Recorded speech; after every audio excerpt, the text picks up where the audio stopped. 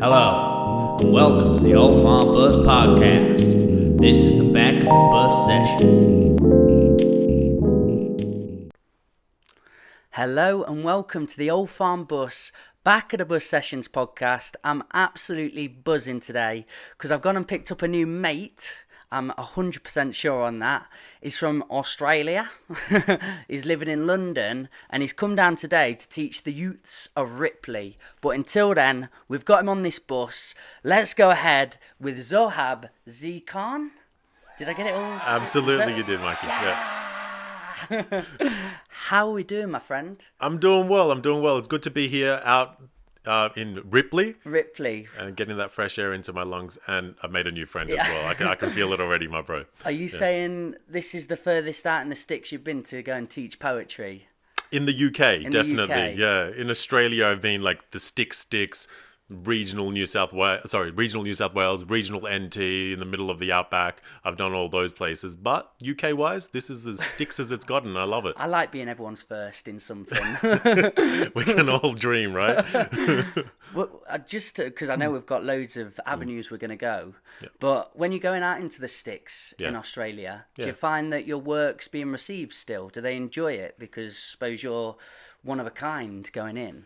Yeah, I suppose, but I'm one of them. Like, I am a country kid at heart. Like this, like I think I told you earlier, in our pre-chats, I grew up in a small country town called Yenda, 900 people, and I'm a country kid at heart, and I associate, and that's where I belong. So you're at home now then? You're feeling... yeah, I'm definitely feeling that at home. sense of nostalgia cropping 100%, through. 100%. Now, the reason I got you on today, and I'm so happy because you are a lovely human, and I've got to thank Muzzy, who came here to do a workshop. Mm-hmm.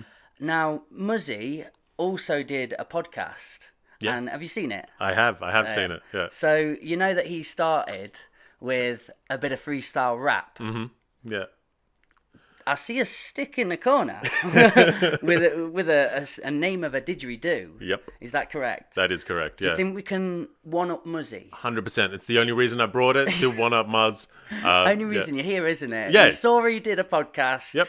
Bit of freestyle rapping. Thought, I'm not letting you have that. Yeah. I'm going to do you. Yeah. And now, are we ready for this? Let's do it. Yeah. Oh, matey. Okay, I'll let you get in whatever you need. Are you going to sit on the back step? Yeah, I'll figure it out. Beautiful. Let me move this. This is very editable as well.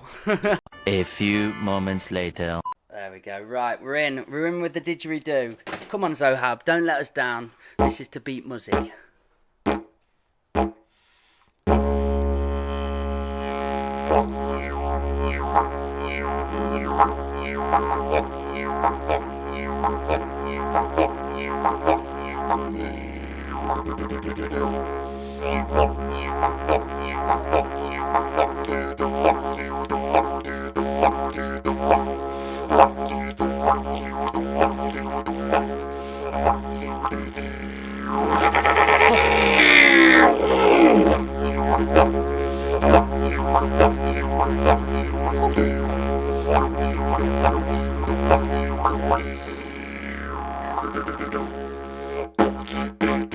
Oh, man. Woo! Down on the back of the bus. Come on, everybody, just trust us. Getting down on the back of the bus. Say, come on, everybody, just trust us. Woo! Brother. That was wicked. Thank you, brother. Thank you. Oh, my friend. Let's get that camera back in action. Wow. Oh, dude. And now you were my first. I always like being someone's first. There you go. Nobody's been on the bus with a didgeridoo ever, and you've just blown my mind a little bit. Do you take that onto stage with you? From time to time, when it feels right, when it feels respectful, when it feels like it's the right moment to do so, yeah, I'll take it up on stage. It's such an unusual instrument. How can you describe how you play it with your mouth? Is it sort of similar to what am I playing there? A saxophone? Saxophone, yeah. Anything like that, or? I'm told it's similar to a saxophone and similar to a trumpet. I haven't played either of those, but it's that reverb and creating that vibration with your lips. and getting that circular breathing right. And a lot of the rhythm comes from the circular breathing and finding that zone for yourself. Where does the tongue position itself? That's what it looks like without Okay, it. very the pursed tongue's where the lips, tongue's supposed to be. Yeah. Little gap. Oh, mate. And how long have you been playing that for? I think I picked maybe about a decade now. Yeah, I've been on and off. It's a tough one to carry around the world, you know. Have you played with Muzzy? Because I was just playing with it there, like but that'd be very interesting to see. I think I think that's our next thing. Like I say, I try to be respectful with it whenever I can, because it is very important to the Indigenous people in Australia. So I find that balance of this is something that brings me a lot of joy, and I know how important it is, and also making sure that I can still enjoy life. And how do you keep the element of respect then? Sort of, what are you making sure that you introduce into that night? Do you educate people when you're playing it and let them know sort of where it came from? I take my moments of that. Yeah, I always try to acknowledge the traditional owners of the land that I came from, which is the Wiradjuri people. If I'm taking the Yadaki, as it's known as well, up on stage. But, you know, I don't always like to educate people. Sometimes we do need to just chill and have some fun as well, you know? 100%. But I think people are very interested when we let them be in certain spaces. And for me, if somebody came up and just played it, that's brilliant. Yeah. But if they came up with a bit of education too, doubled it. 100%, yeah. And again, are you very passionate then to your roots and your heritage and where you're from? Absolutely, yeah. Could you give a little bit of background then? Background is I'm fourth generation Australian, Pakistani as well, but also a Punjabi Pakistani, and it's multi-layered. We've all got different layers to us, right? So I'm very, very Australian in many, many aspects, but I'm also very Punjabi, and I'm very Pakistani, I'm very South Asian, I'm very pre-partition Indian as well, as I call myself. You know, That's a lovely way of putting it. Yeah, because it's like, with this idea of nationalism, it gets an aspect of my identity has been taken away. Absolutely, I'm Indian. Absolutely, I'm pre-partition Indian. And I only really discovered that when I was at the Karachi Writers Festival, pre-pandemic, pre all of this stuff. And I met this amazing author who was writing about the stories of partition, and she was collecting stories. A lovely author by the name of Anchal Malhotra. And she ignited something in me about, oh, wait a second, I am Indian. And you don't hear very many Pakistanis say, oh, wait a second, I am Indian, or at least pre-partition Indian, and having that idea of identity. So it's multifaceted. I feel very British. I've lived here for 2 years. Well, I feel like a Londoner, and a lot of people say, no, you can't claim yourself as a Londoner. Absolutely, I'm a Londoner. I can say what I am, you know? How do you feel that? It's one of the most accepting places in the entire world. It's one of the reasons I moved to London. Was I came to London for the came to the UK for the first time in 2016 for Glastonbury. And I was performing at Glastonbury, and I felt like a big deal. I was like, all right, I have my moment, right? It's a good first gig to get. Not a bad, yeah, I think so too. Wow. I think so too. And it was that moment in my career where things were really going well, right? And I walked down the streets of London, and you can't tell right now, but you can see it. I'm a 2 meter tall, big brown man, right? And at the time, I had a definition. I think so. I can call myself whatever I want. Very fair. And I had a big twirly mustache at the time as well. And I would turn heads, literally turn heads everywhere that I go. I think I was in the Philippines just earlier before that. And, you know, the average height is a lot smaller. And everywhere I went around the world, people were like, okay. They look and stare. And in Australia, people generally look and stare, not always for the best reasons, but sometimes it's just out of interest. And I realized in London, no one cares. You can be whoever you want. And it was nice to have that. I don't have that mental guard up, that I have to be vigilant and make sure that, oh, okay, who's trying to hurt me, who may or may not have bad intentions. You know, I've been king hit 3 times in my life. And I'm convinced it's as a result of who I look like. Yes. By king hit, I mean like someone hit me from behind, no idea who it is, no altercations were occurring. It's just that they saw a tall brown man and they hit him. So I assume. What's that term? King hit. Is that an Australian term? It must be an Australian term. So for us, it's ambushed. Ambushed. Okay, Okay. yeah. Do you feel that element Did you have it as a young person? Were you very tall, and were you different to how other people looked in the school? And that element of feeling different made you want to get on stages though and perform. If you know, stand out and sort of. I just am recollecting to my experience. I feel the reason I ended up wanting to be on a stage is because I needed validation to some level, and when I did go on and it was about me, I've been in boxing rings and that was all about me, and then the poetry, people would validate me, and it was because I was bullied so much as a kid, and that feeling of owning it on stage, having a sense of pride in what I'm doing. But I know there's polarities to everything. There's an ugly side and there's a really natural side. So what's your reasoning for going up on that stage, and has childhood got anything to do with it? Absolutely, it does. It's very similar stories. Bullied as a child, and you wanted that moment to shine. And I'm a natural extrovert. I'm like, it's impossible to be more extroverted than the amount of extroversion that I have. I love the energy from other people in a healthy way. And jumping up on stage allowed me to show all of the brilliance that I know that does reside in me that I was never allowed to show properly. Growing up in tiny country towns in the middle of Australia, where a majority of people don't look the way that I do and don't have the same pigment that I do, and carrying around the baggage that I had externally from even the bullying environments, with a not so great home life and all of these other aspects of identity coming through, it didn't let me express the great man that I knew I was inside. I was like, surely there must be something. It was this polarity where you're going to school being told, hey, you're rubbish, for a lack of better words, right? Yeah. It was a lot worse than those words, but we're going to keep it PG-ish. You're not enough. You're not enough, absolutely.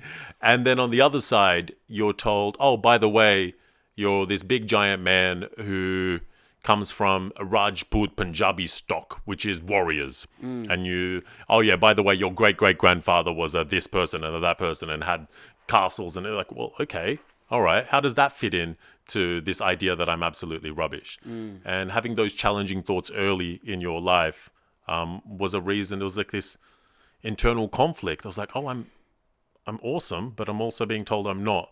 So going up on stage is where I got to shine that for a couple of minutes. Really, like, yeah, it changed my life completely. How did family help you in those times? Were they very good at dealing with the bullying and within the schools and the system, or would they shut off to it?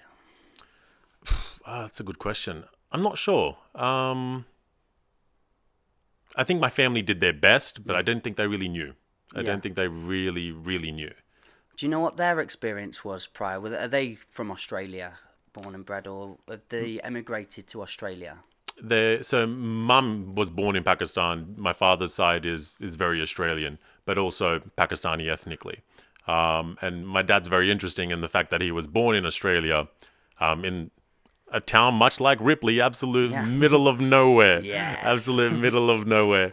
And then I think as a teenager moved back to Pakistan because his father wanted to get those Pakistani roots into him and, get in touch with his culture and his heritage. And it was the 60s. It was a different thing. People didn't necessarily want to escape developing world countries because there was still this hope that, oh yeah, we're going to be okay. Okay. Yeah. I mean, I'd like to go into the poetry, but I'm just so into the heritage at the moment. We're going to go all over the shop. Do it. You said your Australian roots, your Pakistani roots, and your Punjabi. Can you talk to me more about the Punjabi roots? Because it's something I'm very alien to, and I'd really like to sort of know more about sort of the culture, and when you mention them roots, I am this, I am Punjabi. What does that mean, in essence? Because I'm trying to picture, if I go I am English, to dissect and break down what that means, quite tricky. Yeah. So I'm putting a tricky task upon you, but do it. No, go on. That's fine. Well, actually, it's funny that, right? So, for me, English is a nationality, and Pakistani is a nationality, whereas Punjabi is an ethnicity. And I'm not necessarily overly proud of my ethnicity and everything that comes with it. I just acknowledge that this is my ethnicity and this is my culture and this is where I come from. And I'm a big fan of Punjabi poetry. So we can meld our identities in our poetry, right? So one of the works that I'm perpetually working on is translating the works of Bulle Shah, who is this 17th century Punjabi Sufi poet, which adds another layer of my identity, which is my faith, of like Sufism, and I'm into that vibe. And translating Punjabi works and listening to Punjabi poetry and music really, really grounds me of where I'm from. And I've been fortunate as a young man to go back quite a lot to Pakistan and go back to Punjab in particular, like rural Punjab. There's something about me that's very country boy. And I feel at home, you know? I feel at home. How, within your poetry, to educate people through it, but also I think an important element of poetry is keeping people on board and including them on the ride. How do you find that balance of telling the story and talking about your roots, but making people empathic and understand it and through their story? Does that make sense? How do you do that? I juggle. Sometimes there's lines of poetry that are just for me, and only I know the meaning of the line. You add enough rhythm and rhyme and poetic devices in, they'll still like it. They'll still like the sound. So you give them a line. Have a line for yourself. Have a line for your audience. Have a line for your reader. For example, one of my poems that I've translated from Punjabi, that I've written an original English version of it, and I've tweaked with the Punjabi. But the Bulle Shah poem originally is about the concept of Wahdat al-Wujud, which is this idea of, translates loosely to the unity of existence. So he followed this particular Sufi ideal that we're all one, very, very hippie, very like, we're all one. You and I are one and the same. You and the table, we're all just like, and like you say this to a mainstream Muslim, they're not big fans, all right? They're like, oh, okay, that sounds a little bit... That's shirk, as it's known. And the poem that I've translated, that's what he's aiming at. So he's saying he wants to go to a place where he's absolutely dissolved into the world, his ego's gone, and it's done. Whereas I've translated that to a concept of home. So let me go home. So for me, that poem is about let me dissolve my ego and get back into the earth, whereas when the listener is listening to it, it's like, oh, he just wants to go home. He wants to go to this warm, fuzzy place. Would you like to hear it? Just the snippet? I would. I'd love to hear it. Here's the snippet, just the Punjabi and then the direct translation as I put it. Chal buliya si hote chaliye jithe sare anne. Chal buliya si hote chaliye jithe sare apne. Jithe koi zaat na puche na koi sanu manne. Chal buliya chal gar chal, chal buliya chal gar chal, chal buliya chal. Let me go. Let me go to where they are all mine. Let me go to where they are all blind. Let me go to where they do not ask of my last name nor lineage. Let me go to where they do not know me. Let me go. Let me go home. Let me go. Let me go home. Let me go. Wow. Thanks, mate. It's really musical as well. It's got such a nice, playful sound to it. I love how you tell poetry. Thanks, mate. Will you do an audio book for me, please? We can work on that for sure. Absolutely fantastic. So, did you get into poetry quite young then? You mentioned identity a lot. Was that of helping to discover your identity, poetry? I think that's what it evolved into. I think hip hop had a big part to play of my identity as well. I think as young people, we're always trying to grab onto this sense of identity. Oh, I'm a goth, or I'm a this, or I'm a that. I don't know, right? I don't know what the kids are doing now. Well, I do a little bit. You're so old. Yeah. But for me, I think initially it was what I was talking to before, right? It gave me this sense of worth.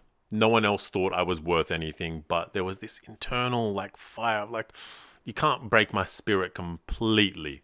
There was like this little tiny ember, and that ember is what I allowed to grow on, turn into an absolute raging fire on my piece of paper. And as I got older and started developing more skills and talents and recognition on stages, and people like, oh wow, you're incredible, that ember turned into a forest fire, and maybe the ego got a little bit too big. But hey, that's what we do as young men, and then you find how to control that again.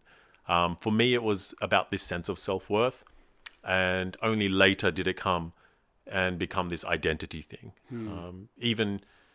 Even a lot of my early hip-hop, which I hope is in the deep, dark depths of the internet. Now I'm rapping to a beat. A little bit like that. Bit American for some reason. No, a bit UK. Okay, so nice. me and my best mate Faz. Loyal Kana. Yeah. No. Okay, so we would rap with slight British twangs, but not fully. But we really leaned into the British Asian scene because we saw, hey, wait a second, here are some like Pakistanis and South Asian people who are getting the respect, right, as we thought, and we're not getting any of it here. So we really leaned into that culture and did our version of that. Like we were following this early noughties UK rap group called Sauna Family, who like blew up for a little moment there, and then they turned commercial. But anyway, that's not the point. The point is we really leaned into that culture, and that gave us this sense of identity that, hey, we can be Pakistanis and proud of it. Who would have thought?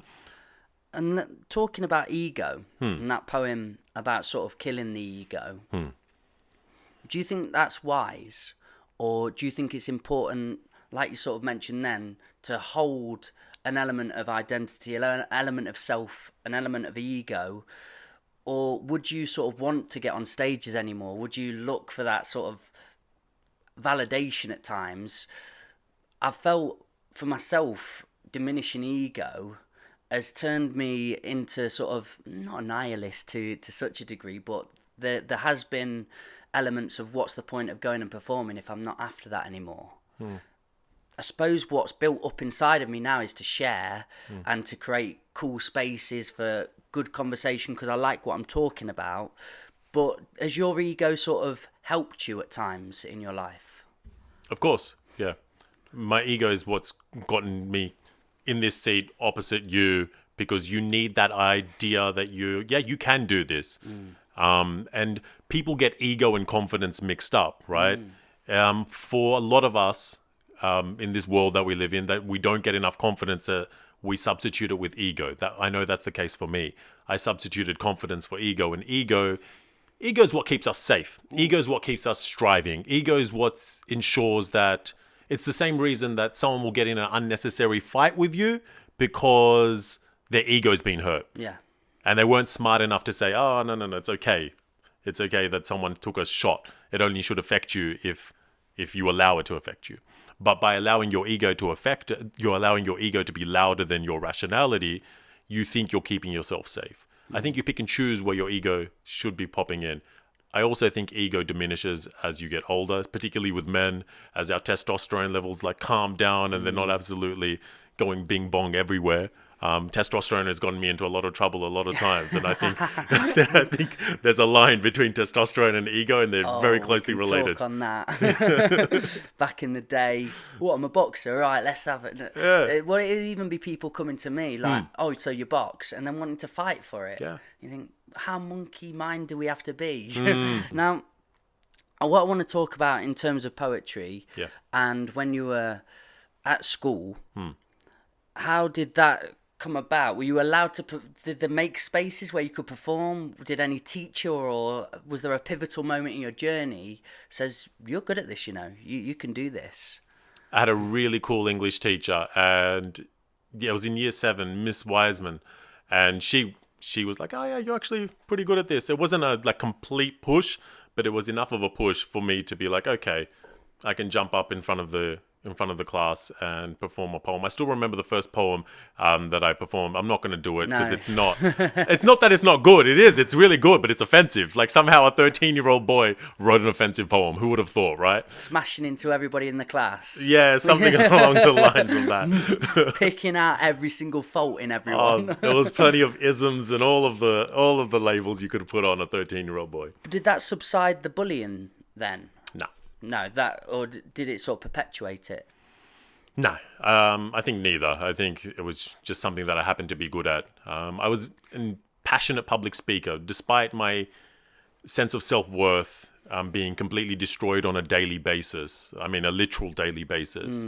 Come the public speaking assignments or whatever, I'd get top marks. Really? And then it was like, oh, where on earth did this come from? You know, and I just somehow... That's where talent does come in. Like, okay, fine. I somehow lucked out on this particular talent. It's still, you know, hard work beats talent 99 times out of 10. But I lucked out with that. So just meaning something inside got to manifest, and that was your purpose or your calling, to an essence. Yeah, I think a lot of people that have that conversation about skill and hard work and talent. And I've seen so many friends, because they have talent, they don't do the hard work bit. And it's such a sad thing to see. You're like, no, you could have really built on this. But then other people, again, will do all that hard work and operation for what they believe in. And the talent comes along for that, doesn't it? Yeah. I suppose that there's been a balance with that for me. I've never really wanted to speak on a stage, and it wasn't really my calling, but I felt what I was writing warranted that. It needed a space for it. But it's such a skill on its own, isn't it? Getting up in front of people. Have you also had to sort of adapt that, build that through time? How have you changed from being that young kid at school, getting up and being offensive, to then honing and building on that craft? I think to a degree, I still lean into my talents. I had to give an award. I was with Muzz as well, and a lovely poet named Bella Cox, and we judged this poetry competition, a nationwide poetry competition, for 150. They were celebrating 150 years of public education in the UK. And it was a nationwide poetry competition. And I was like, oh, wait, was I supposed to give a speech for this young man who I decided was the best poet of all the poems that I read? And I completely winged it. Yeah. And it went great. Everyone seemed to enjoy it. You know, people coming up to you afterwards and all that stuff, because it feels very natural. Allow me to display the human I am in a raw, authentic way up on this stage, and I think that's what resonates with people. So sometimes I don't put in the work because I didn't realize I had to, but other times, yeah, I do love the process of carving words on a piece of paper and writing something special. And I think one of the reasons that I am good at it, I think it's okay to say you're good at something, the reason I think I'm good at it is because I do have my audience in mind. I write a line for me and I write a line for them.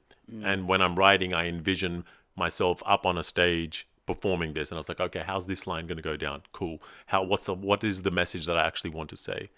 Finding that balance. And I think I did luck out with the talent, quote unquote. I think that's something I've seen missing in nights. And I've also seen done really well in nights, where the poet in mind has thought about who's in front of them.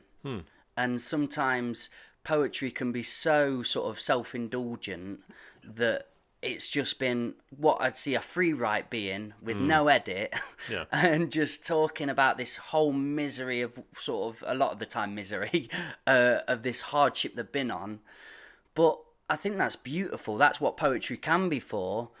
But in my opinion, it's nice to leave it for the writer there, where you've sort of used it as a cathartic tool, you've healed. That's brilliant. But performance poetry, and when you're taking it to stages, to actually go for that other factor of, okay, that's great, I've wrote part of my truth here, wrote my authentic self, but now I need to think about how they're going to relate and how they're going to sort of feel from these words, and really piecing it for them. And that's beautiful. What do you say? It's a line for them, a line for me. Yeah. That's a lovely equation. Thanks, mate. No, that's my takeaway. Right, over. Yeah, that's right. We can take that. Oh, we've got plenty more gems yet. Don't you worry. We've got plenty more gems. You have got a very wise soul in my eyes. Thank you. I've enjoyed the pre-chats. I'm enjoying this chat. Were you a young kid with deep philosophies? Were you saying stuff where your friends were talking about Xbox or girls or whatever? Were you always thinking of sort of bigger questions in life? I think I was forced to do so. Is that through the bullying and Yeah. the pain? Yeah, exactly. Did it ever subside? Did you find a way outside of it, or was it just when school came to an end, the bullying stopped? When school came to the end, I had a pretty dysfunctional home to go back to anyway. So there was no respite. So I think where my respite was on the page. So I'd write a lot. And unlike a lot of my contemporaries and my peers, I didn't read a lot as a child. You hear all these bright, prolific writers and performers. Oh, yeah, I read, I was a bookworm, I was this, I was that. And I never did as a kid. I would read hip-hop lyrics, I would analyze music, I would I like how these words go together. And I just spent like hours doing stream of consciousness. Just because, like I said, a huge extrovert, but I was this extrovert with no one to talk to. So I talked to myself on a piece of paper and became my absolute best friend. And I think that's where the ember turned into a flame, where I did have this, despite external factors, this reasonable nice perception of myself, for lack of better words. And I think that's why I was so fortunate to do all the work that needed to be done later on. Because so many young people who come from traumatic experiences, I got double whammed with home and school, but some have others, some have it worse and this and that. So many young people, unfortunately, don't get to do that work later on and become, for lack of better words, dysfunctional members of society. And I think writing absolutely saved my life, that when there was the respite, which was university for me, I was like, oh, I can exhale. All right, let me lean into my strengths and show the world what I've got. And that was poetry in one aspect. Is that where you found a bit of a tribe? So other people that felt a similar way were expressing themselves, and that's where the exhale came from? Yeah, definitely. I became president of the Muslim Students Association, and I was like, whoa, I can be president? Yes. Like, wait, what? Since when? And I think being a giant man, you naturally get leadership opportunities, and you get thrown into those areas. And I ran with those leadership opportunities, and you've got a lot of good badges on your shelf, man. You were the president. You've also been the slam champion of Australia. Yeah. I mean, this is building up to one hell of a man. Thank you, mate. Thank you. That's very kind of you to say. I'm not done yet. Yeah, definitely there's not still done. Plenty to do. I feel the fire burning, and it's going to catch fires. Yeah. It's going to keep on growing. So you'd found a bit of a tribe. At university, you felt this sense of freedom. Were you writing some of your best work now because you had that sort of freedom to be who you are? Yeah. Really? Yeah. But you feel the pain was very necessary and very important and integral to your story. So when you go into schools and you're working in education a lot of the time, when you see people that are, you can tell from very far, they're struggling because you're an empath, you've been there, you understand it. How do you approach them? How do you let them know that pain is going to create great things along the line? That's a great question. It's a tough one. I use myself as an example whenever I can. If I'm giving a large presentation to 100+ kids, there's only so much you can do, where it's like, okay, here's my story, and it resonates with so many kids. Despite skin tone, background, whatever it is, they're like, oh, okay, that's your job up as a performer, as a workshop facilitator, as a life coach, as someone that goes into schools, whatever it is. My job, I believe, is to stand up there and hold a big mirror so that you can see yourself in me. So you can be like, oh gosh, I didn't realize that there's a little part of me in this big giant brown man, right? If you can see yourself in that. I go to some of the most racist backwater towns in the world, and the kindest things come out of their mouth when I'm off stage because they've seen themselves in me, because we all are one, all that stuff. So how do I do it for the kids? If I'm working one-on-one, we break it down. We set those goals. We set those little tiny goals. And like we were saying earlier, that people get ego and confidence mixed up. So ego keeps these kids safe. Sometimes some kids have got really unhealthy egos, and that's just protecting themselves because they're hyper vigilant because they come from unsafe environments. But to change that and shift that towards confidence and let that ego dissolve and go away, and change that into confidence. Confidence is just the proof that something has gone well, that you are capable of doing things well, and in the future more things will go well. To really dumb it down. So, we could, if we were to give you confidence in this instance, if we would have a live confidence little booster, you would reflect upon, all right, what are 3 things that have gone well today? Go on. What are 3 things that have gone well today? I've picked you up. Really enjoyed that. Went and did a PB at the gym. That was very nice. And I looked outside and thought, oh no, it's snowing and all that. But then the heavens opened and it looked fantastic. There you go. You changed the weather. You literally changed the weather, and your smile got a free parking ticket. You're finding them for me now. Yeah. I could do with you around more. But that gives you this idea that, hey, even though they're little things, they're perceived to be little, that means they can happen again. And to instill that idea and that mindset into a young child who doesn't necessarily believe that about themselves, that have been constantly told that they're worthless, have been told compared to other people or whatever it is, or what the various levels of abuse that they've faced, give them this idea that no, you've been doing good things and you will continue to do good things. And then you shift that with this life coaching ideal where let's set them goals. Sometimes we can go for the big ones. I want to play for Manchester United. Or sometimes they're tiny goals that I want to get a C at the end of the year. Whatever it is. There's no bad goals. There's just goals, Mate, there's no bad goals. There's just goals. Yeah. It's absolutely stunning.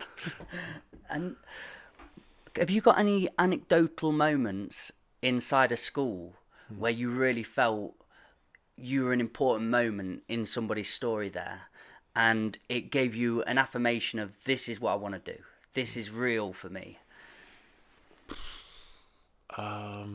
There's quite a few. Like my Instagram inbox is always full of kids just like sending messages, thank you. One time a teacher sent me a message after a performance. So I rap in Punjabi just as a little fun thing that I do. And I rapped in Punjabi this one gig at a school. And there was this one girl that was getting bullied, and she had a Punjabi heritage. And her face lit up. And I saw it because I'm a performer and I read my audience. I was like, oh, that's quite nice. And it wasn't until later that I found out that she got bullied. I found out that she was the different one, the one that stood out. And the teacher sent me a message saying, hey, that meant absolutely everything to her. And now people are like, all the kids are like, oh, you know Punjabi? Oh, yeah, that rapper poet guy came in and did Punjabi. And just those, you can't plan that. You can't plan that. You just have to be in the right place at the right time. Got me then, just. Stop it. It's really nice. I've had little moments like that, and I can really resonate. Have you got a moment like that? Yeah, a couple. I went into a Proof for the first school, and a guy that I still speak to this day, had been there a few years and never wrote a thing, really was just there to sort of get by. And there was only 4 lads in the class. And I turned up and the teacher had bigged me up a lot, and I thought, oh no, I hate being bigged up. Yeah. And I say this, I've said it on the podcast before, but walked up and said, I'm your poet today. And the lad went, fuck off, mate. And I went, uh-oh, here we go.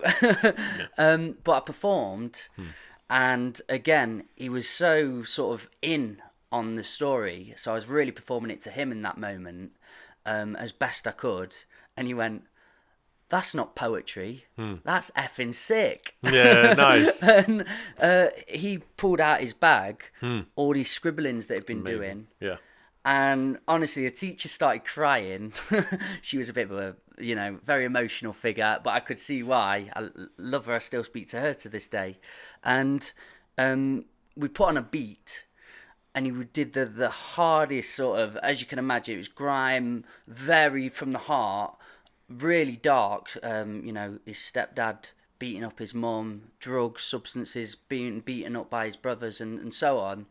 And all the lads in the class went and give him a hug, all these sort of lads together, and I went, that's poetry. Yeah. And it was, honestly, it hit me hard, and I thought, I love them spaces. And Kanan, the lad, to this day, he's got a night in Nottingham that he runs. Nice. And it's for grime and rap and hip-hop and spoken word and everything. So, yeah, that was my first introduction of going into a school. Yeah. And I really did genuinely think from that day, I cried.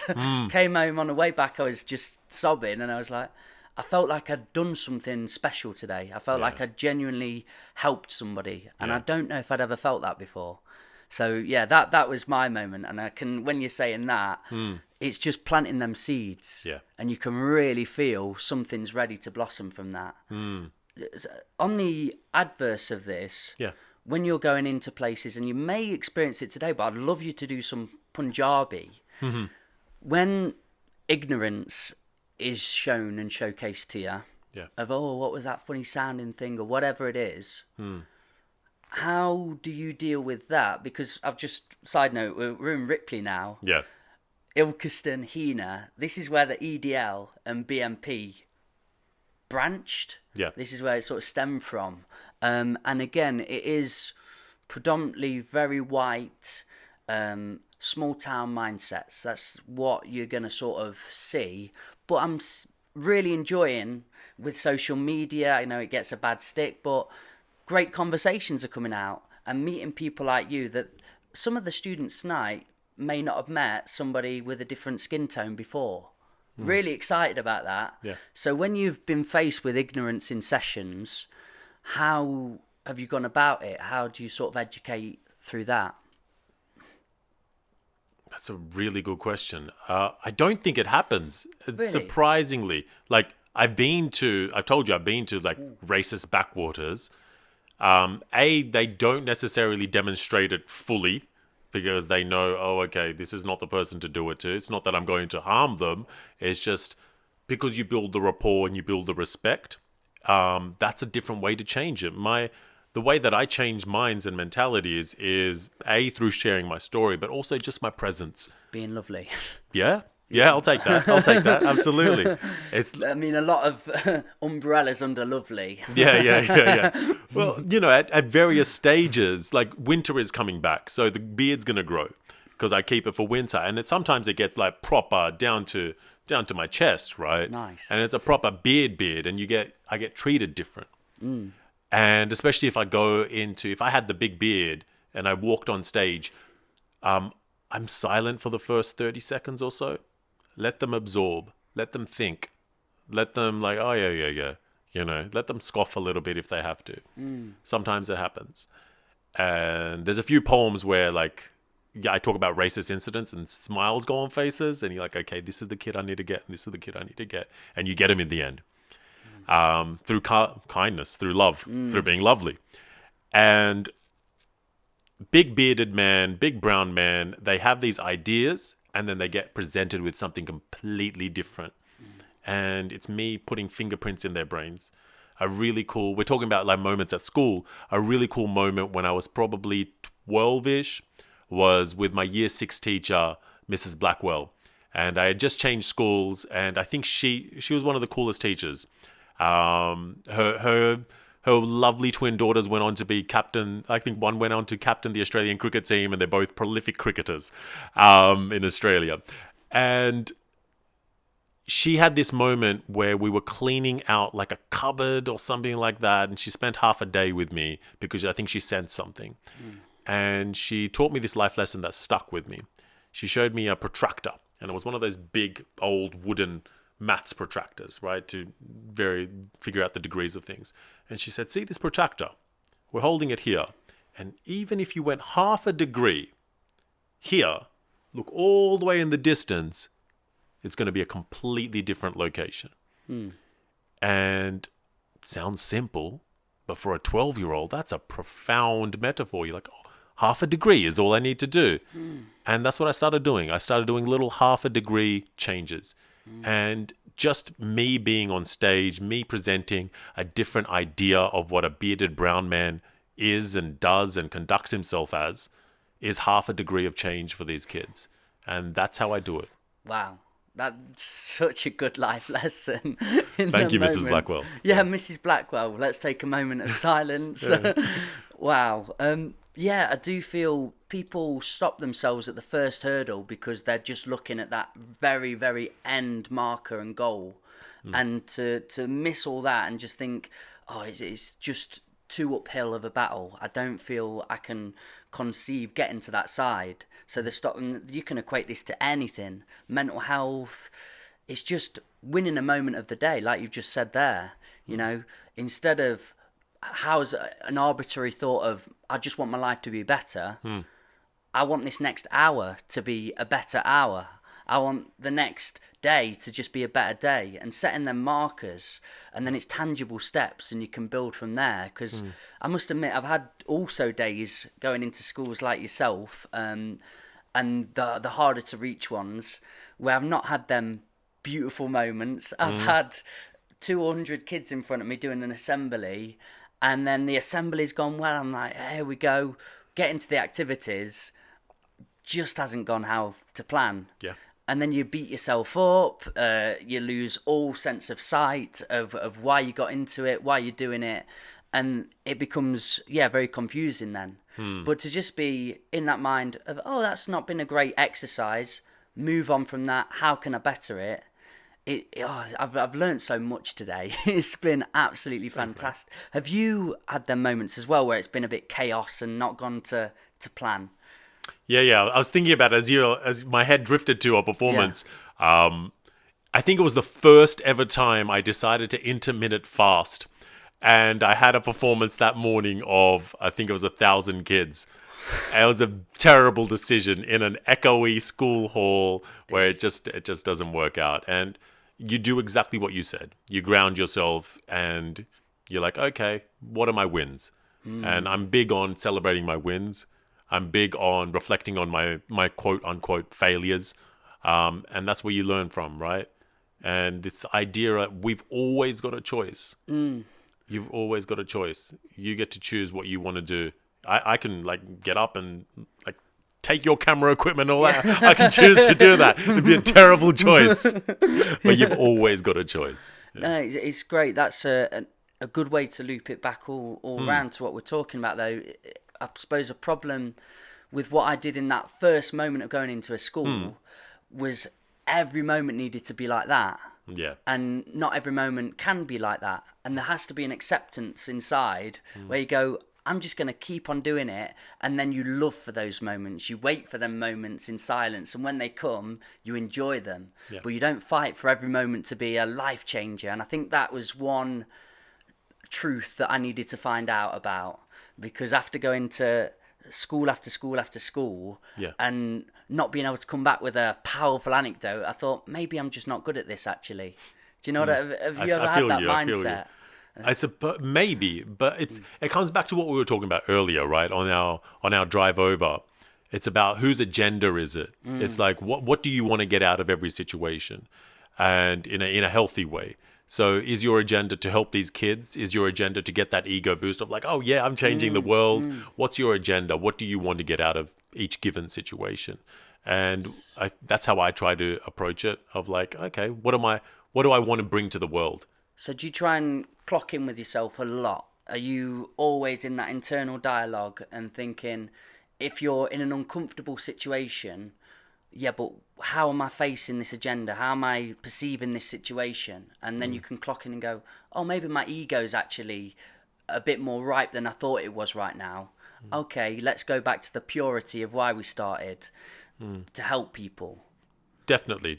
I'm lucky in that sense. It's a muscle. You have to, just like when you train a muscle at a gym, at the gym, you've got to train that muscle of self-reflection.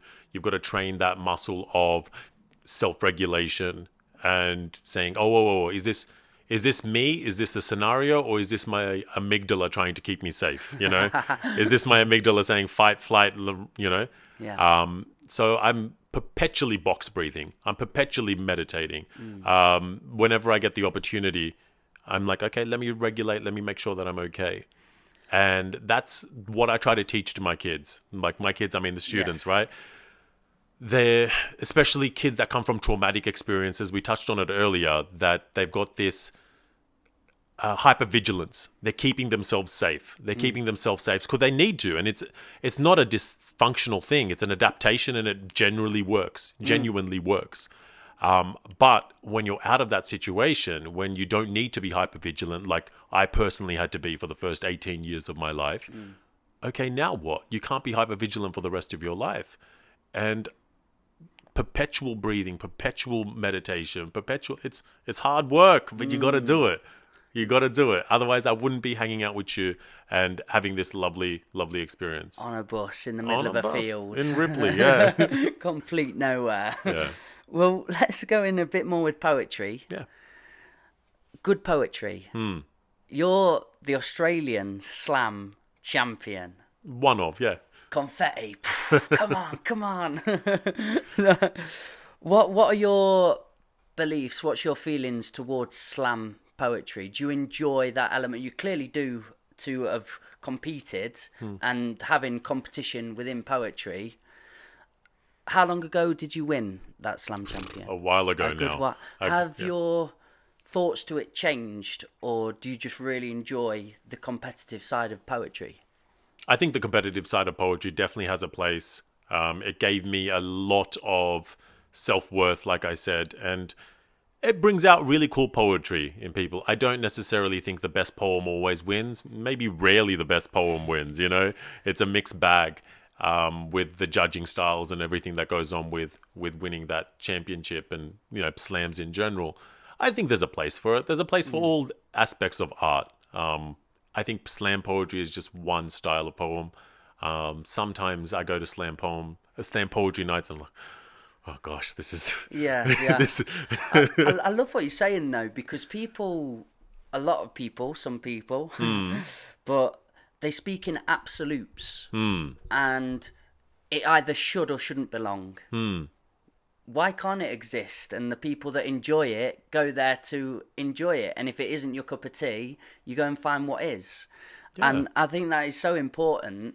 I've had conversations, I've heard conversations of people really giving it a bad rep from things you mentioned of, yeah, but it's subjective. How can you pick a good poem? I have been to one once where somebody spoke up and really delicate subject, from the core, from the heart, power, and the next artist on, the first line was, my dog's bumhole. And I just thought, hang on a minute, we're judging that to that, but that's somewhat of the beauty of a weird night and what is possible. I really enjoy your perspective to say, well, I think there's a place for it. And to add that competitive element brings out the best in my poetry. Or is that true? Does it bring out the best in your poetry?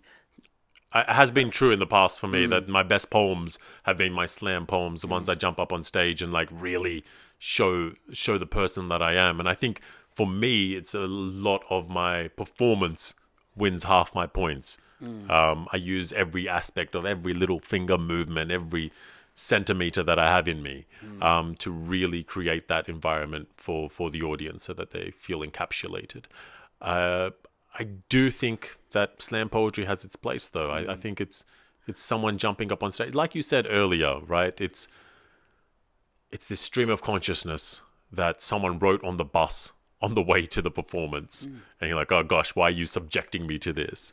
But there's a place for it. If that person got something out of it and it didn't take too much away from the audience, gosh, maybe we're richer as an entire species as a result. But not all slam poems are created equal. No, one of my friends was saying, why do we have to turn everything into competition? But genuinely, why don't we or can't we? Yeah. And to know, spaces like this, we do put on nights, and you're putting on a night soon, or have I give something away there? Nah, I it's can okay. edit it out. Yeah. Nights are propping up, Yeah. and that is of open mics, and you've got headline poets, and they've got it. That gives a bit of an element of reach for a poet, doesn't it? These headline slots. Oh, right, I need to beat on my craft to get to that position. It's another element of competition. And then you've got slam nights where you've got competition. And I do genuinely think, sort of like jealousy and envy. Envy is a very natural emotion, and it can channel it and go, oh, I really like what that person's doing. I want to do that. Yeah. Fantastic, brilliant. Build up towards it. It's when it slips to jealousy and then you suffocate yourself from it. That's where it becomes painful. And I've seen it in slam nights where people beat themselves up because they didn't win, or because their poem got marked in such a way.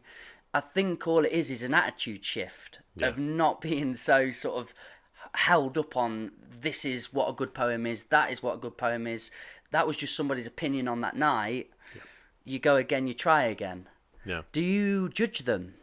Have you judged slam nights? And Yeah. I've been a celebrity judge on many things and all that kind of stuff. Celebrity judge. Yeah. Well, my man. I've been that person many times. What are you looking for then? What are you marking them on? You mentioned a couple of things there. When it comes to slam poetry, it's just how does it make you feel? That's my only marker. How does it make me feel? If I get good vibes, if you've given me a performance, because that's what it is, hey, you're gonna get good marks. That's all it is. I keep it really, really simple. Yeah. And that's not the same for everyone. You might see a poem and I might see a poem, and for you it's nothing, and for me it's like, oh, goosebumps, or vice versa. And that's how I judge slam poetry.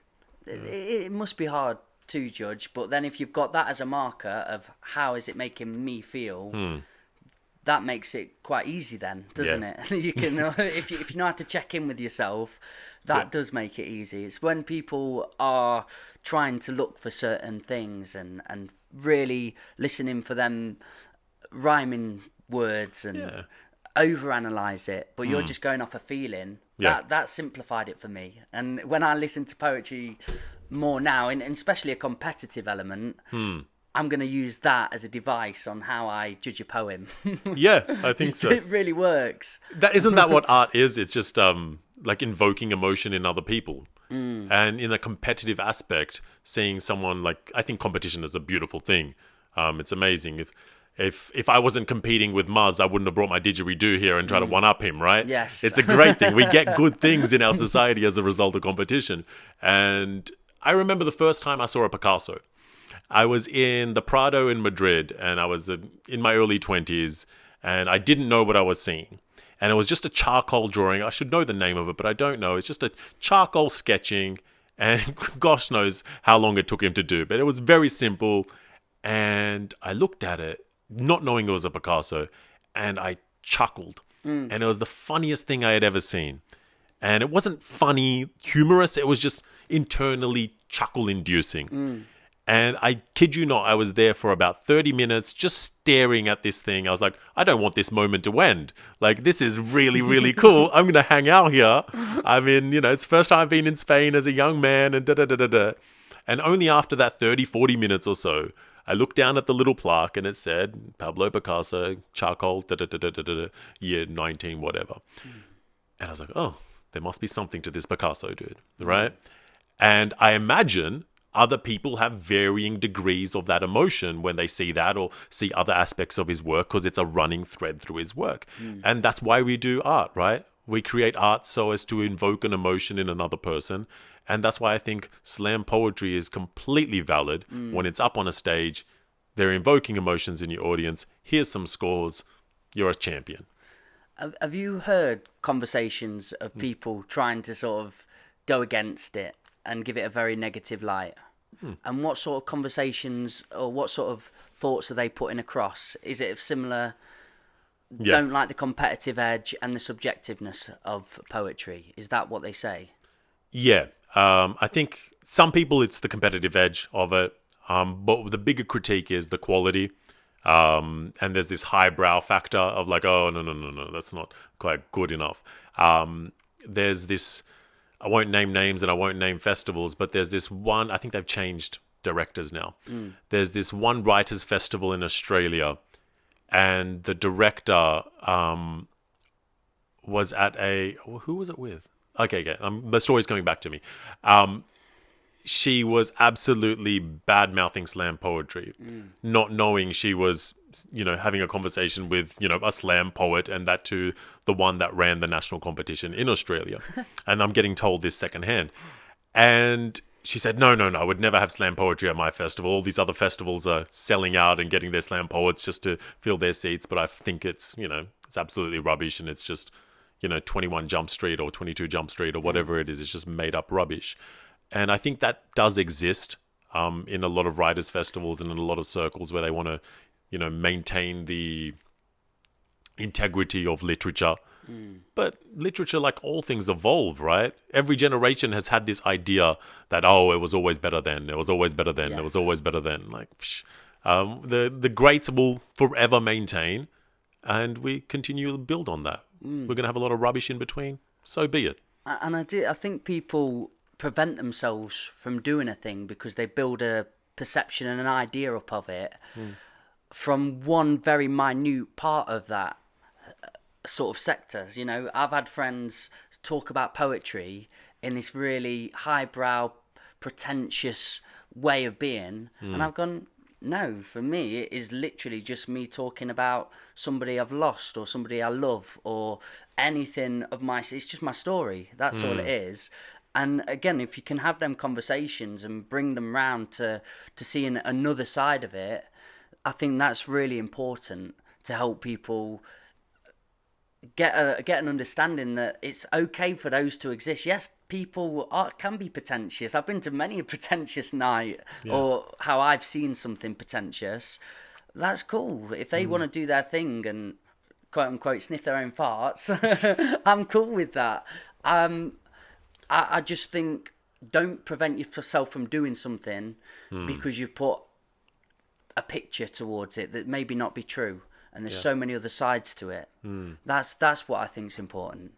But especially having somebody come that's a slam champion and hearing so many conversations at poetry nights about slam, and I do have a very nuanced perspective of it. I don't think anything's absolute, and hearing you go, I think there's a place. I really love that about you, and I really love that people need to start just respecting things a little bit more and just saying, well, that exists, doesn't mean I can't exist. Do you know what I mean? Yeah. Makes sense. So where are you now with your artistry? Sort of, as you spoke a little bit about hip hop, a little bit about rap, about poetry, you didgeridoo. Are you transforming from the COVID times and everything? How you do your art on stage, how you perform? Where you at now with it? I'm writing a play. I'm writing my first play. So I wasn't ready for that. Yeah, I completely forgot too. I should probably write more of it. I started writing a play a couple of months ago as part of a artistic residency program with a theatre in East London called the Half Moon Theatre. And it was just a development program for writers who have never written plays before. And essentially, it's just a long poem. Because I like to lean into my strengths. I think that's a great way to live life while still changing those half degrees at a time and learning and acquiring new skills. And it just got picked up for the next round of development and really, really writing that at the moment. So I see my future in that, jumping up on stages and presenting one-man shows. I'm jumping up on open mic nights for comedy. Like, I'm doing my life coaching. I'm writing some children's books. It's like, there's this adage that master of, what is it? Jack of all trades? Yeah, master of none. Yeah, I think being a jack of all trades is amazing. How useful am I? Especially if you can do it at a proficient level. And it's like, where do you gear success? Is like, do I want to be a multi-millionaire? Do I want to be, selling out theaters and, stadiums with my rap careers and my comedy and my this? Or am I content making enough money to survive and, still do what I want to love, do what I love? And for me, the answer is I want to do what I love and make millions. So I'm going to do both. Nice. Why not? Why not? You know, that's the way I perceive it. Has that evolved in time? Was the first sort of point of call make millions, and it built its way back towards, but also keep your solace, keep your happiness surrounding that? Did you have that sort of one plain goal at a time? I think I was really, really lucky that I was always instilled with this idea that do what you love and someone will pay you for it. Do it really, really well and someone will pay you for it. And that's something I tell the kids that I talk to. I'm like, you flip a bottle well enough, you know, bottle flipping was a thing for a while. You become one of the absolute best in the world, someone will pay you some real good money for it. You know, if you jump up on stages and talk really well, someone will pay you really good money for it. It's just another great piece of advice I got was ask, and if they have it, they'll pay it. You know? Yeah. So just go throw it. Here's a piece of advice they can take for free. Go throw a really stupid number at the next time someone wants to book you for a gig, for all these freelancers that may or may not be listening. And if they've got it, they'll pay you. Yeah. It's a great piece of advice. Yeah. People play themselves real down and then have to build themselves up. Yeah. And, you know, loose lips. Oh, this person performs for this price. And everyone that's what you become then in the scene. And I think another thing is if you put your price high, it looks like you warrant it too. Well, yeah, I think that's marketing, but there's also you're worth it. Yeah. You're definitely worth it. That's what I work with a lot of my life coaching clients, of getting their sense of worth. Like everything that we've talked about today, I've told you my background, I've told you the things that I've overcome, I've told you the skill sets that I've acquired. That's worth money. You know, that's worth something. Which throughout all this time, you've done that development for free for a long time. So now you've built up to a degree where, for those that are wanting to employ me, you're paying for all that backlog of everything that I've previously done. Yeah. So same with me, of acquiring all these bits of equipment and the hours on the school of YouTube, and nights and nights and nights. Yes, I did it because I loved it and enjoyed all that, but I had to do it. Yeah. And that's what you're paying for, in essence. Yeah. There's this great little anecdote, which may or may not be true, but for our purposes, let's say that it is true. Let's go back to Picasso. You may have heard this, where this woman saw Picasso in a bar just drinking alone and went up to him and was like, oh my God, you're Picasso.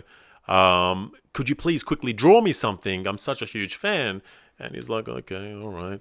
Gets his little, pen out. There's a napkin. He's like, draws something, gives it to her. He's like, yeah, that'll be 10,000 pounds, please. And she's like, 10,000 pounds? It took you seconds to draw. And it's like, well, you didn't get to see all the years that went into me being able to do that in a few seconds. And I think that's where people forget their worth. And it's let's go full circle again and bring it back to confidence. Yes, you need this degree of confidence to ask for a certain amount of compensation for your skills. Yeah. And confidence is just this idea that something has gone well in the past and you're capable of making things go well in the future again. So, both of us have got decades of proven track record that look at these things that we've overcome. Yeah. Gosh, I wonder what else we can do. And again, a thing for the artist, it's also the mindset for you. If you're charging £500, £600 for a performance or for a workshop or wherever you're at, you reflect on that and you put in the best you can do, because now you're being fairly paid and you've got to give that to the institute or the corporation or wherever you're at, and you're going, right, I'm going to really give it now. Whereas if you've squabbled for a 50 quid, 60 quid, you should put in your best performance, but there's going to be that element of taint there, where you where you thought, I mean, this is costing me to be here now. It's hard to put in that best work a lot of the time, for me anyway, when I'm thinking, can I feed my daughter? You've got so much on your head for you to be able to do your best artistry, do your best music, whatever it is. You need to eradicate all them problems and so on. And having that money there will give you that space to be able to give your best. Yeah. Yeah, I've done some shoots before for people where I've spent 2 days out, 2 days editing, and I'm thinking, I'm not with my daughter one bit. I'm not watching her. So what I've done there is actually it's the value of time. Yeah. It's not just the money now. It's how much I value my time and each moment of being with her. It's 50 quid a minute. Yeah, It absolutely. really can be, yeah. May I add to that? Please do. What I do, no one knows this, so this is the first time this has been uttered out of my mouth. There you go. First. Yeah, it's a first. But I set intentions with all things in life, but I also set money intentions. So I've gone beyond that idea of how much I'm getting paid for this moment. That doesn't bother me. What it is I set intentions of how much value am I going to give today. Yes, it's nice when you know you're getting a good paycheck, but even then, I'm like, okay, today, this is who my audience is. This is how much they need my skill set. This is what they want from me. All right, I'm going to give them 20 grand worth of Zohab. And when you set that intention, it shows. Yeah. It shows of setting those intentions. And I know it sounds a little bit fluffy-duffy or whatever, but it does. It reflects. Would you categorize this as self-help or business conversation? Is this self-help talk? It's mindset. Mindset. Yeah. I just wanted to get the wording right. But do you do sort of mindset lessons for people? Do you have a channel or anything like that? Or do people come to you? People come to me. This is my coaching aspect. So Really? we shift people's mindset. Well, I shift people's mindset just through coaching, through the right questions, through the right facilitation, through all those things. I'm not going to give examples, but yeah, I do. We're changing that mindset. Like people have this. There's this great scene that I was thinking about earlier today. I'm not sure if you've seen Breaking Bad. Yeah.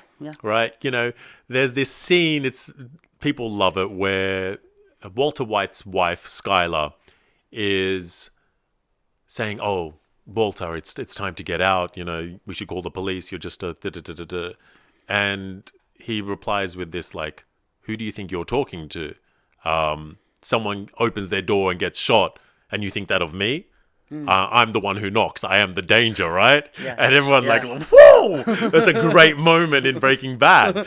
And I'm not saying go become, go become Walter White, but what I'm saying is be the one that knocks. Yes. Be the one that's, the danger, quote unquote. I get some clients who are spiritually inclined. They're like, "Oh, well, I can't do this because Mercury is in retrograde at the moment and I can't make this life decision." I'm like, yo, Mercury should be worrying about you. Yes, Don't you yeah. worry about Mercury. Knock on Mercury's door. I get passionate about these things, but mindset is what I teach and what I facilitate rather. Yeah. That's it. So you're like Yoda in the story then. But that's my friend who runs another podcast, the Prime Life Project, and he talks about being the hero in your story. Yeah. And people are always waiting for somebody to come and save them and pull them out of it. But it's like, no, you've got to know there's mentors around and there's guides and there's information to listen to, but you have to be the one that sieves through it and finds it and becomes that hero in the tale. What do you want? Yeah. Really craft and build that reality. You're the shaper of it. Totally. Just for people that have got this far in, Yeah. I bet everyone wants to work with you. So just where would they go to find that? Because I'm gonna listen in for this. Please. Definitely. My website is a great place, be it my life coaching or my poetry. It's just Zohab Zee, ZOHABZEE.com. And how could some of them lessons manifest? Is it through Zoom chats? Do you have phone calls? Yeah. What do you put there? Primarily through Zoom. I create a coaching package depending on who I'm working with. We have a discovery call, see if we're a right fit. I don't work with everyone because at the end of the day, like you said, time is valuable. Yeah. Mine is, and so is my clients, to make sure that we're that right fit for each other and we can zoom to the moon if we need to. Have a discovery call and then make a package together and see how that works. Yeah. Did you want to go on this path because people have inspired you and helped you on your journey so much? Say like your Tony Robbins and your Eckhart Tolles, your Alan Watts, truth speakers of time, spiritualists, mental health. Have you had people that have been really important in your story, so you thought, nah, it's time for me to give back? Of course. Yeah, Tony Robbins, you just mentioned. When I was a 13, 14-year-old boy, I shared this with you earlier, I would watch the infomercials of Tony Robbins in the morning, selling his products, and I was just in awe that someone could think like this and could speak like this, and I would record it on my VHS and rewatch the infomercial. And my mum was like, what is wrong with my child that he's watching infomercials? And she was amazing enough to purchase like his program for me. And we didn't have a lot of money, and it's quite an expensive program. And yeah, I listened to that dozens of times throughout my life. I could probably quote it verbatim, and that changed my life. And then I went into a deep dive of, self-help, and that really ignited, this is just clicking for me right now, actually, that ignited my love of journaling, that ignited my love of writing that I mentioned earlier, of just hanging out with myself. And that old adage, or I think maybe I made it up, maybe someone else did, like everything you already know, you just need to discover it. I'm a big believer in that. And that aligns with all these other ideas that I've said, that, we're one and the same. We're all one. And within coaching, there's nothing necessarily revolutionary. Is it just you putting your clothes on the clothing, what's that called, the hanger? Everyone, there's sort of this, we've all got similar ideas on how to help yourself, and every book that you read in the self-help world sometimes fall back into the same place, but it's the individuals put their clothing on that hanger, if that makes sense. Does that make sense? Elaborate more. What do you mean by... I'd say there's a hanger, which is, this is a way to feel better, do better, operate in your life better. And when I've read or listened to thousands, I think, in time of self-help, because of feeling in such a pain, such a struggle, it got to an element where I thought, oh, they're all sort of saying the same thing now, to a degree. Nothing necessarily really revolutionary. The only revolutionary moments is it's that individuals put their spin on it in a different way to this person, but it's of a very similar accord. So it's their clothing's on that hanger now. Does that make sense? That does make sense, yeah. And that's why I prefer one-on-one coaching. That's why I'm far from ready to write a book, because, like you said, it's exactly the same. You read one book, it's almost as if you've read them all. Sometimes they use the same analogies and the same, like, oh, I've heard this fisherman story a few times, And that's why one-on-one life coaching is very, very different, because it's your agenda. It's what are your unique life experiences that have gotten to you to this particular point, and how do we undo it? How do we pick it apart and put you back together and create a new mindset that's going to serve you better going forward. We've always got choices, right? Like we've said so many times in our little chat, which I'm really enjoying. I am. Yeah. We've always got choices. No one, like you said, you got to be the hero of your own story. No one's going to come to save you. I do really agree, though, to that one-on-one basis is best, because I've had friends who have, or people that I know of, and all their suggestion was, oh, you need to read this book. And as that's the fix. Eckhart Tolle being one, The Power of Now is quite a known book, and it is a great book. It's a great book, yeah.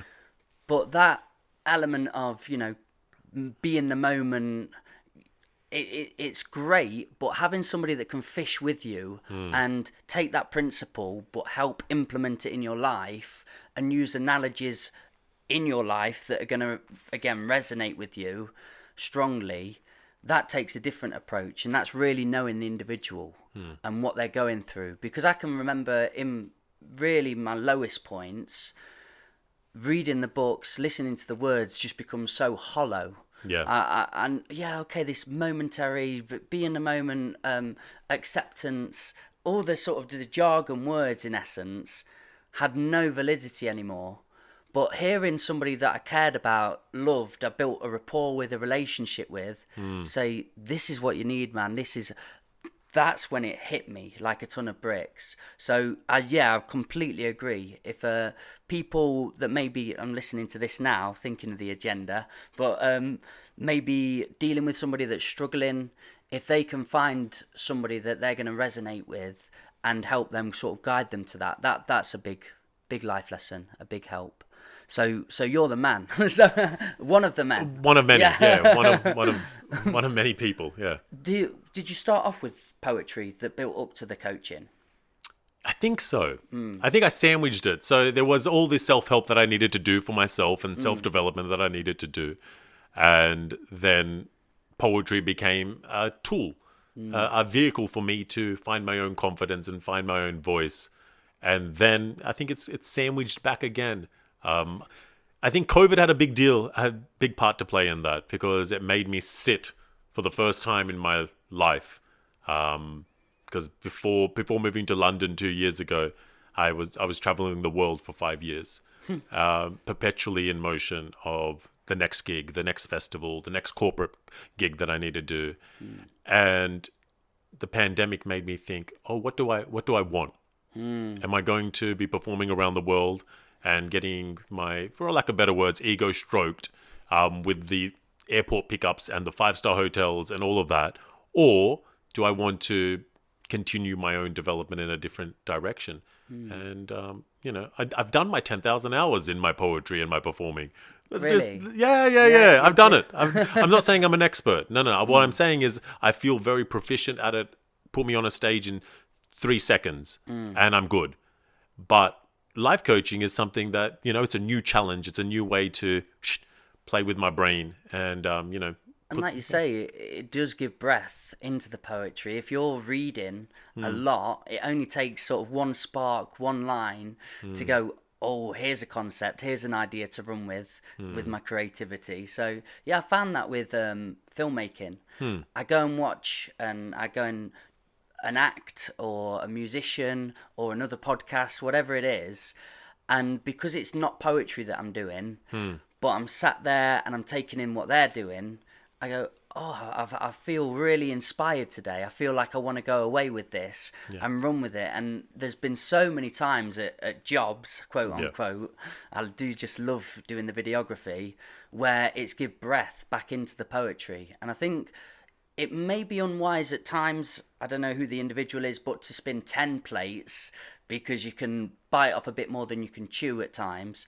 But if you can do 4 or 5 plates and spread your passions out, that can always feed into the other passions, say vice versa with poetry. Create an amazing piece that think there's so much imagery in that, boom, you got yourself a film.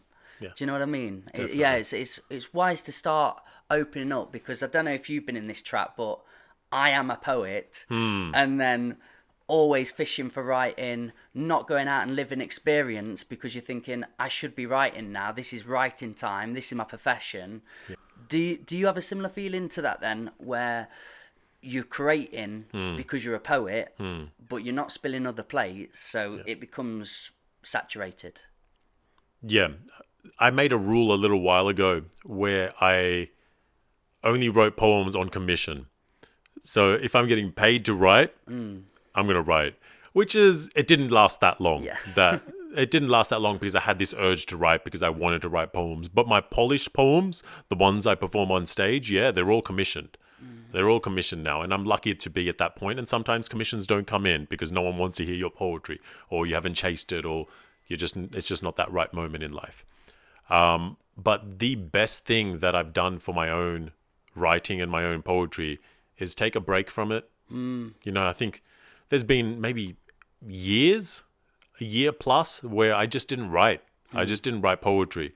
I just traveled and saw the world and hung out in little corners of the world and took mini retirements, as I called them.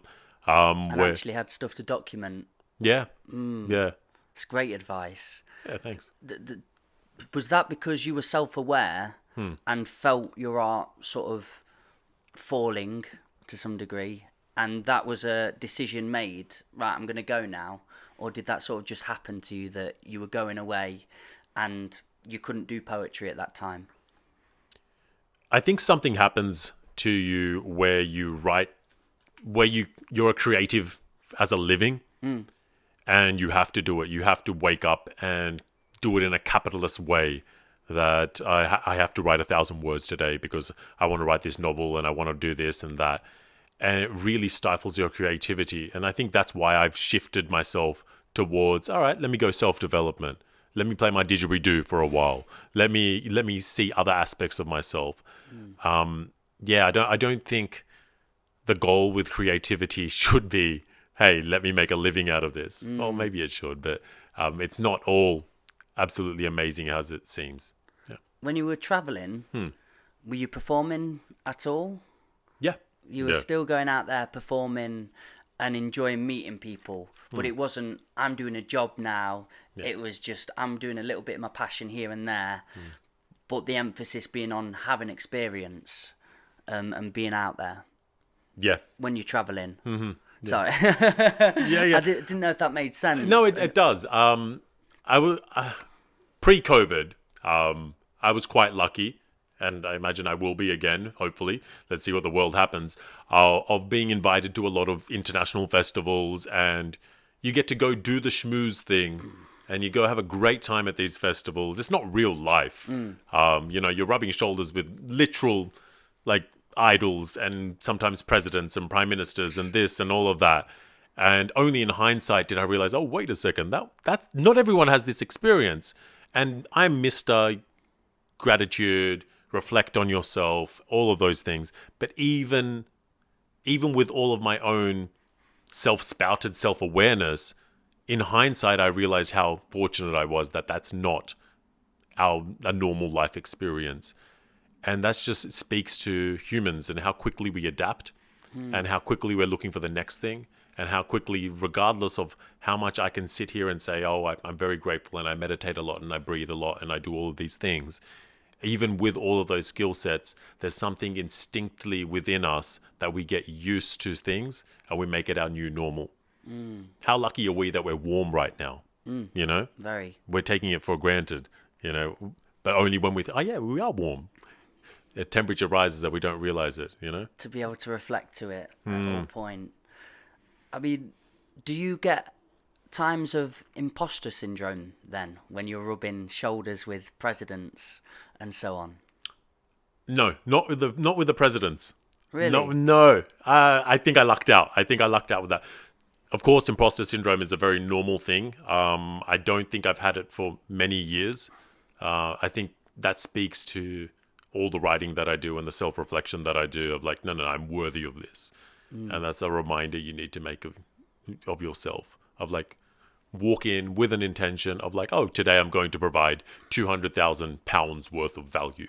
And it might sound, well, gosh, he thinks a lot of himself, but why not? Why not? You're capable of it. We're all capable of it. But no, there's never been an imposter syndrome with the presidents and the prime ministers. And that is because it's easier to deal with them. Because everyone else treats them like, oh, wow. Oh, ooh, oh, hello. Da-da-da-da-da-da. And you treat them like a normal human being. And it's refreshing. Yes. There's this moment that shifted my life. It's coming to me now. I was in Pakistan as a mid-20s man. And I was launching the Pakistan Poetry Slam. And I was I co-founded that. And I was registering the business name and all that stuff and getting all the paperwork ready at some registry office. I don't know what it was. Some government office. And I'm sitting there with all this paperwork, quite proud of myself, worked really, really hard to make this happen. And people are treating me with respect. And and not because I've done this, but just because I'm here to register a business and it's an important thing that you're doing. And I had this moment of like, oh, I've never felt this before when I've gone into a governmental place in Australia or whatever. And that was because I was an equal. I was a Punjabi Sunni male, which is a white Anglo-Saxon Protestant, right? It's just the brown equivalent of that. And I was like, gosh, this is a lot of confidence that I've just gotten that, I'm allowed to register businesses and I'm allowed to be on par with like, people in parliament or whatever it is, like business owners. And that changed a lot for me. I was like, oh, okay, I'm worthy of all of this. Yeah. It's helping people discover that worth a lot of the time, isn't it? We're sort of born into you're not good enough in so many different ways. Even, you know, a shy kid, you like say to them, come on, get up, you can get up, go on, you should be fine. And even that is, why is it not okay to just be a shy person?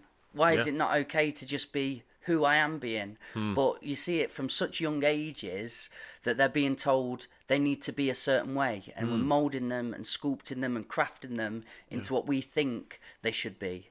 And I suppose that's where a lot of people's lack of worth comes from, because they're told from such the bottom up that you're not doing it right. Yeah. Such an arbitrary idea. Yeah. I must say, you've been brilliant. Thanks, on man. all of this. To have the mindset you've got, and only give away as much as you want here. It's a yes and no as well.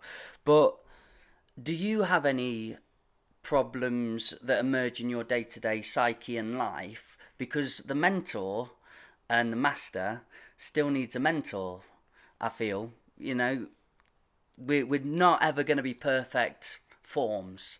So do you have a mentor, somebody, or a master that you look up to, somebody that helps you on your journey? And you don't have to give away any crazy addictions or real big struggles in your life, anything that you don't want to, but are there things that plague your mind? I think, yeah, of course. Me, like most people, and I've shared snippets of my past and my early developmental years, and it would be impossible not to, because I've got all this brain science behind me. But self-awareness is a beautiful thing. And that's why I reflect a lot. And that's why I'm like, oh, no, I have no choice but to do this. Because I wouldn't be here. Like I said, I wouldn't be talking to you. And that's what I'm striving for every single day, for these opportunities every single day, so I can wake up and feel good about myself every single day, so that I can make a little bit of a change. That's my agenda. And yeah, I do have mentors. Yeah, I do therapy. I think I'm a big advocate for going into professional psychiatric help if that's what you need. If you've been from a place, especially if you're predisposed to mental health issues, absolutely. I think, what was it? I read a great thing, not a great for a lack of better words. I think you're 3 times more susceptible to, well, mental health issues, but also just lung issues, heart disease, various diseases, because you've had childhood trauma. You know, so you need to know what cards you're holding. And like I've said throughout this, lean into your strengths. And that's why I'm a big advocate of, like, all right, we've all got our various privileges in life. To use a buzzword, lean into your privileges. If it's going to balance out what hasn't gone so great in your life, lean into your privileges, be proud of them, and see how you can make the world a better place as a result of them. Don't be a martyr for them. That's the way I perceive it. A lot of people, the word privilege has been flung around quite a lot, and people feel a lot of guilt or shame towards having privilege. And I've never really heard it spun to lean into it, accept it, enjoy it about you, but understand it. And, you know, if it can help better your life and those around you, why not use that? And I think that's a real important balance, because for me, I've been to lots of stages where I've seen people that look like me on the stage, and I spoke to a friend about it recently. It's made me reflect on my privilege, and when I get on a stage and I'm taking a place off of somebody who could be on that stage, it's really good to think about what I'm going to say then and how powerful these words are going to be. But then I have trapped myself or felt elements of guilt for being just who I am and just to throw the dice of life. But actually utilising those privileges at times to better your mental health, better who you are as a person. It's really good advice. Thanks, mate. Yeah. Is that the way what you were saying and what you were explaining? What I was saying is that you should definitely lean into your privileges. You should never feel ashamed of the person you are. You know, you were born in a particular skin, for lack of better words, and you shouldn't feel bad about that. There's no guilt associated with that. Throughout millennia of human history, people have been shamed and felt guilty for the skins that they're in. And, you know, within my own culture, there's this, you know, big push of skin whitening creams and this and that. And there's this shame attached to the literal skin that you're in. Yeah. But I think that you should never feel ashamed of the person that you are. And where am I going with this? I lost my train of thought, but that's okay. We do that from time to time. We definitely do. I do it all the time, and I just cling on to the next thing. I found something here. But it's the privilege words, you know, where you've grown up, the skin that you're in, your communities, anything about you, they're just uncontrollables in your life that you've been sent into. Yeah. It's how do you operate with that? Yeah. And to not feel, to have this, again, balance factor of understanding it is a privilege, how I can operate with this privilege, but not be sort of shamed or guilt for having a privilege, and whatever that privilege is, that the house you've grown up in, whoever you are. Does that? It's a real strange one, because I just see it. It's in that PC culture of check your privilege. There's a truth to that, but you don't have to be mean about it. A lot of people don't have to be mean about a lot of things, but they choose to be. I think that's why I was going down that path, because it felt like I've not had this conversation much, but the word privilege, I want to sort of root around it, see what it means, see why we're so wrapped in on labelling people with privilege. It's good to have privilege. It's what we want to strive for as a community, for people to have privileges. I don't know if it's good or bad to have privilege. I think it's unavoidable. Everyone's got something. Everyone's got strengths and everyone's got weaknesses. And even the fact that we've got the privilege to have this conversation. You know, we've been having a great mind-stimulating... We've both grown as people as a result of this, whilst being warm, whilst being well lit, whilst having the technology to send it out into the world. That's privilege. Who are we not to lean into that? Yeah. Because there are people on the other side of this, even this country, who don't have that privilege, who needed to spend 2 hours or whatever we've been talking for in a different way to ensure their own survival. And that's why I think a lot of people's, you know, backs come up when they're told, "Oh no, you've got privilege." We're like, "Well, you don't know my story. You don't know all the things that I've done. You don't know how I got to this particular position. I've got a gosh load of privilege. That's how I'm here. You know, I've been in the right rooms at the right time and all those things. But I was only able to utilize those because I lucked out. I lucked out on a genetic lottery that made me predisposed to some things and not predisposed to another thing, you know? I lucked out that my great-grandfather decided to jump on a boat and land in the continent of Australia where terrible things have happened, you know? It's all just one big luck game, and I don't think we should feel a sense of shame for the skin that we were born in or the privilege that we do have, because it's a disservice to everyone. If you do good things with your privilege, that's a great thing to do. That's a great conversation, and you've just plucked into something there that I'm going to digest after this podcast and take away and have conversations about and learn from. Because I suppose when I've seen it used against people, it's to just cut them out of conversations. You're white, you're privileged, you're this, stop talking. Which isn't ultimately very helpful at times when I've seen it showcased. And for you to actually just say, you know what, at times it's good to lean into our privileges. There's a beauty within that I've not thought about. And I'm going to really have a sit and a think and a digestion with that, because I think it's a good conversation. Yeah. I've been torn by the word privilege because it is very arbitrary. It's so... How long's a piece of string? What privilege somebody on the estate down there has, to me, has been massively different. But then again, from me having horrific bullying and not feeling any love in my household and so on, and desperate for validation. That's not a privilege, but I've been lucky to be able to be warm, like many things that you mentioned. Yeah. And it's just keeps passing on the baton and the stick of saying, well, you've got privilege. You go, I don't want that. You have it. And it's such an interesting conversation, and one that I'm clunky with at the minute. Well, to put it into context, to see the other side of it, there is, the privilege of not having intergenerational trauma, the privilege of ancestors not being treated as fodder, the privilege of, being raised in nations where there's wealth and abundance and hasn't been stolen by colonial powers. That's amazing privilege.